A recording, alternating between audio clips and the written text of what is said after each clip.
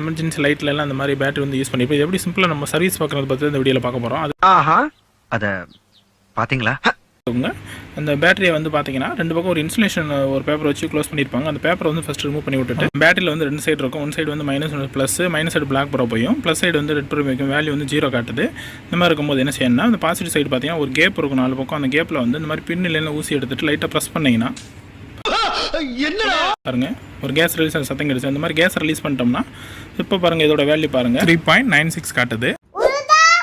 இல்ல செக் பண்ணிடலாமா? இப்போ மல்டிமீட்டர் நம்ம ஆன் பண்ணி DC 20 வோல்ட்டில் வச்சுருக்கிறோம். இப்போ வந்து பேட்டரி செக் பண்ணுறோம். செக் பண்ணும்போது பார்த்தீங்கன்னா உங்களுக்கு வந்து வோல்டேஜ் வந்து 0ல் தான் காட்டுது. அந்த இதில் சொன்ன மாதிரியே நம்ம இப்போ செக் பண்ணி பார்ப்போம். எந்த வெடிப்பு வரல, இல்லை அப்படியே வாட்டர் லீக் ஆகுது. இப்போ மல்டிமீட்டரில் அப்படியே செக் பண்ணி பார்ப்போம்.